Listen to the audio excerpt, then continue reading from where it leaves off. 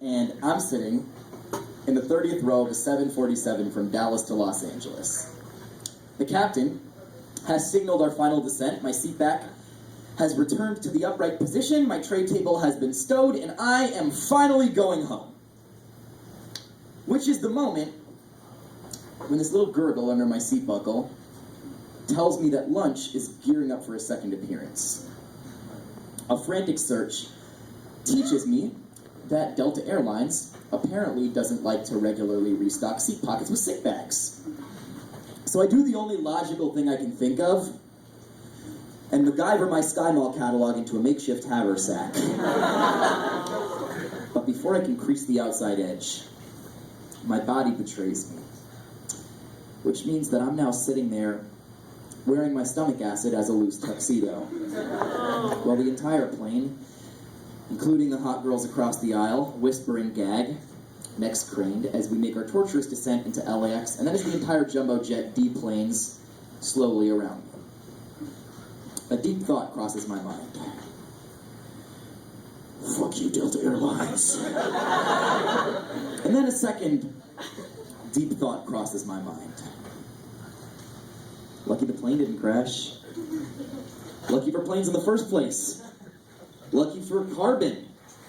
Lucky for granite. You know, granite has done big things for us. Lucky conditions on this planet were perfect for a life cocktail to turn a couple of atoms into an amoeba, into a cheetah. Lucky that one monkey finally got his shit together and turned into a dude. I mean, don't forget the vocal cords, the lungs. Lucky the opposable thumbs, the disposable man, those little glands that make lanolin and lambs, dismantled ham radios, and bands that make videos for jams that are really just witty odes to brands. And lucky for that one reunion on Cape Cod where I first began to understand my father's side of the family.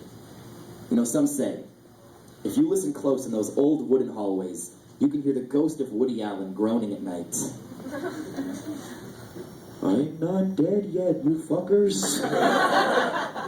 But the living, we gather around the dining room table, sharing and showing class, and saying things like, Lucky! Lucky!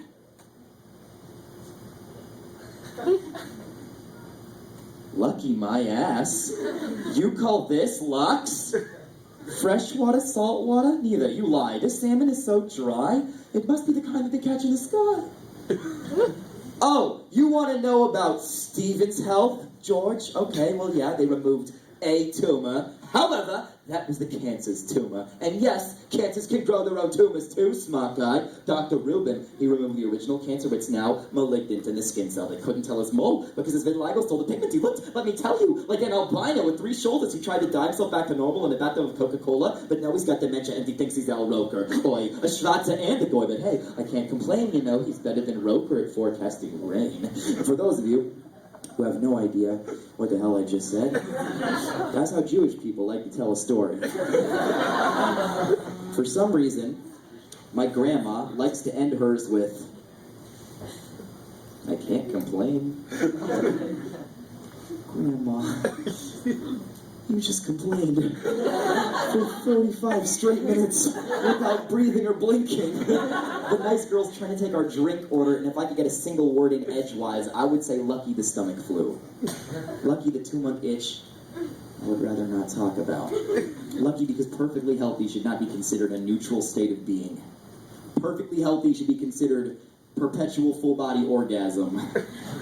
This is my father's family, and my complaining about their complaining is both concrete proof that I am one of them and an unfair generalization of a proud people. So you take my dad. Luckily, he never caught a zip gun ricochet to the face, but if you lean in close, you can see this little blue dimple on his chin from 4th grade, sometime in the 1950s, when he was trying to figure out how the heck they get ink into a ballpoint pen. He accidentally slammed a bic into his jaw, tattooing himself for the rest of his life. And lucky he did, because that wasn't a ballpoint pen at all. It was a flagpole. 10-year-old Paul Norman Watsky was claiming that little patch of skin for himself and has held his ground even as this unfamiliar man creeps up on 70 around him. I can see it in my dad's eyes every time he laughs at one of his own idiotic puns. Every time he laments the overbearing Jewish mother that made him want to tip out of his Manhattan apartment window like a potted plant. And lucky he backed away from that edge. And not Lucky, just because my father's reproductive equipment was the genetic key to my eventual kick-ass existence. But also, because smiles are delinquent teenagers. They like to gather in large groups. They leave marks on the walls of your face to tell you of a life well lived. They're hard to get rid of, but once they're gone, you wonder why you ever pushed them away. You see, scientifically speaking, time is a 1,000,000-mile wooden dock, and every living being is right here, at the very young edge, practically dangling our toes in the water. Even if you're 100 years old, you're still dangling. And my dad will shoot back, "You're damn right I'm dangling." In all the wrong places. You would be completely missing my point because I just vomited in my lap in an overbooked jumbo jet. But I still have my feet on the ground. So lucky we're not livestock. Lucky we're programmed to think that babies are cute. Because otherwise, I promise you, we would ignore them and they'd crawl aimlessly in large packs. It's the unspoken threat. America is a plump kid in husky overalls, and I plan to live off the fat of the land. This country is a big cupcake straddling 2 oceans, and lucky it wasn't me and you when someone had to fight and die so we could rot our teeth on the frosting. This planet is made mostly of carbon and Teflon, and someday every single one of us slides off it like so much burnt stir fry. There is a lot that goes into a moss-covered rock, and we're lucky that there's so many cool, weird bugs under them, and it sucks that we eat a few of them by mistake at night, but all I can think is that at least we don't crawl into spiders' mouths while we're sleeping, okay? A web of impossible coincidences has crystallized into this moment. Look around you. History is afoot. This night smells like no other ever has or ever quite will. So hey! Don't hold your nose when you walk past me, girlfriend.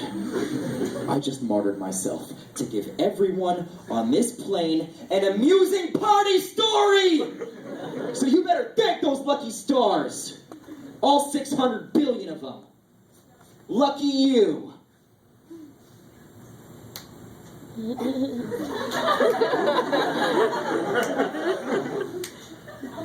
Lucky me. Thank you.